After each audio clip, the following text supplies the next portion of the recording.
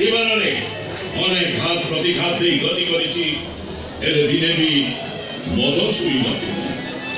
তো মনে যদি এতটা সৎসাহস নথিলা তাহলে এত বড় ভুল নিষ্পত্তি নতুন কাহিଁକି ଆଉ କଣ କରିଥାନ୍ତି?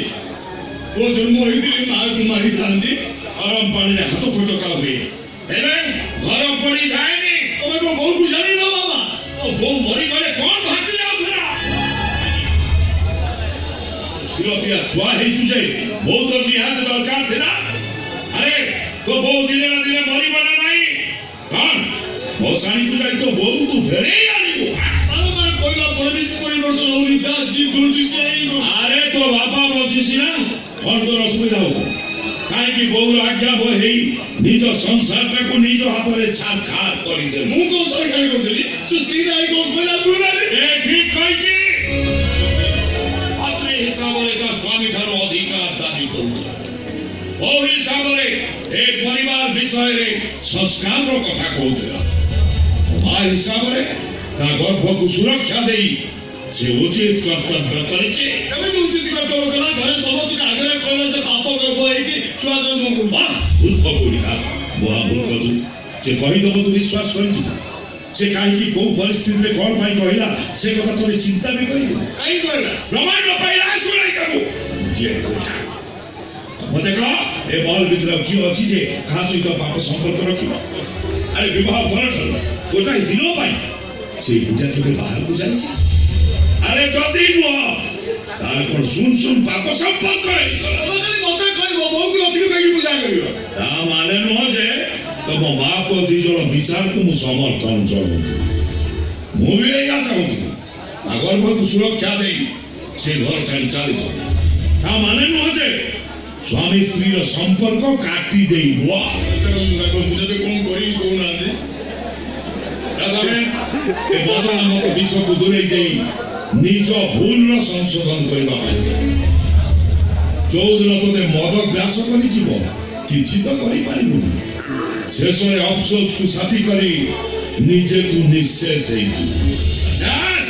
ନିଃଶେଷ ହେଇଯିବ।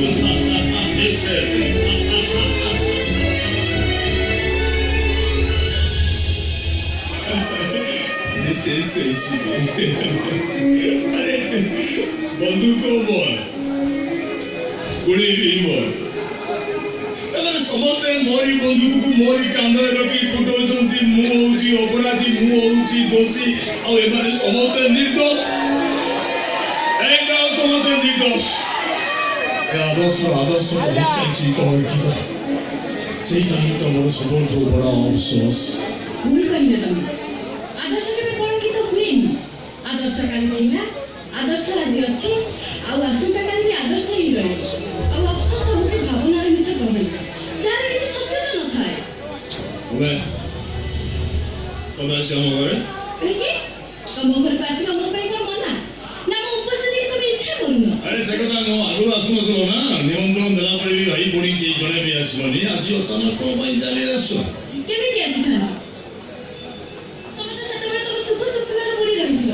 ସେତେବେଳେ ଆସି କାହିଁକି ତମ ମନରେ କଷ୍ଟ ଦେଇଥାନ୍ତ? ଓ ଦୁଃଖ ସମୟରେ ଆସ ଦୁଃଖ ମୋଚନ କରିବାକୁ ଏହା ତ ସେମିତି ଆଶା ନେଇ ମୁଁ ତ ନିଶ୍ଚୟ ଆସିଛି। ହେଲେ ଯେ ଦୁଃଖୀ ତାଙ୍କ ଦୁଃଖ ଲାଘବ କରିବାକୁ ଇଚ୍ଛା କରେ ମୋ ଆଡ଼କୁ ହାତ ବଢ଼େଇଲେ ସିନା। ଆବଶ୍ୟକ ନାହିଁ ତମକୁ ହାତ ବଢ଼େଇବା ଆବଶ୍ୟକ ନାହିଁ କାରଣ ଯୋଉ ହାତ ମଦ ଧରି ଶାନ୍ତିର ସନ୍ଧାନ ପାଇସାରିଛି ସେ କେବେ ଅଶାନ୍ତିର ବାଟକୁ ଅନୁସରଣ କରିବନି। ଆରେ ଯେ ବିଷୁକୁ ଆର ଭାବି ନିଜ ବଞ୍ଚିବାର ରାସ୍ତା ଖୋଜି ପାଇଲାଣି ସେ ଅନ୍ୟ ରାସ୍ତାକୁ ଆଉ କେବେ ନେଇଯିବ କାରଣ ସେଭଳି ଭାବନା ଯେତିକି ବୋକାମି ସେତିକି ମୂର୍ଖାମି ମଧ୍ୟ। ତାହେଲେ ତୁ କଣ ସବୁଦିନ ଏମିତି ମଦ ପିଇ ଚାଲିଥିବ?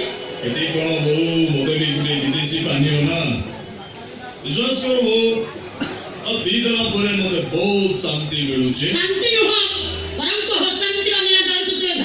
ସେଇ ଅଶାନ୍ତିର ନିଆଁରେ ମୁଁ ଜଳି ପଡ଼ି ମରି ଯାଆନ୍ତି ଆଦର୍ଶ ଏ ଦୁଃଖ କଷ୍ଟ ଯନ୍ତ୍ରଣା ସବୁ ହଜମ କରିପାରୁନି ହଜମ କରିପାରୁନି। ତୋ ସବୁ କଷ୍ଟକୁ ଦୂର କରିବା ପାଇଁ ମୁଁ ରେଖାକୁ ତ ଘରୁ ଲଗେଇଥିଲି। ମୁଁ ଜାଣିଛି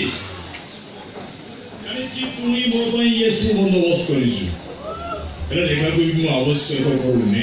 କିନ୍ତୁ ରେଖାର ଏ ଘର ପାଇଁ ଆବଶ୍ୟକତା ରହିଛି। କୋଉ ସମ୍ପର୍କକୁ ଆଧାର କରି ସେ ଘର ରହିବ ଏ ଘରର ପରିଚୟ କଣ ହବ? ଏକଥା ମୁଁ କେମିତି କରିବି? ମୁଁ କିନ୍ତୁ ରେଖାକୁ ଏ ଘରେ ବହୁର ପରିଚୟ ଦେବାକୁ ଇଚ୍ଛା କରେ। ରେଖା ସହିତ ମୁଁ ତୋର ଦ୍ୱିତୀୟ ବିବାହ ଦେବାକୁ ଚାହେଁ। ଏ ବୋଉ ଖାଲି ତୁ କହିଛି କି ତୁ ଆଉ କାହାକୁ କହିବାକୁ ଦଉନି ଆଉ କଣ ତା ପାଖରେ କଥା ନାହିଁ ତୁ ଯାହା କହୁଛୁ ବେଦର କାରଣ ଆଉ କାହା କଥା କିଛି ନ ପାଇଲ କାରଣ ଏ ବୋଉ ଏତେ ସବୁ ଡ୍ରାମା କରିବା ପାଇଁ ଗୋଟେ କାମ କର ଜନ୍ମ ଦେଇଛୁ ଟିକେ ବିଷ ଦେ ପିଇକି ତୋରି ପାଖରେ ମରିଯିବି ତ ମନ ଖୁସି ହେଇଯିବ ତ ଆତ୍ମା ବି ଶାନ୍ତି ପାଇଯିବ।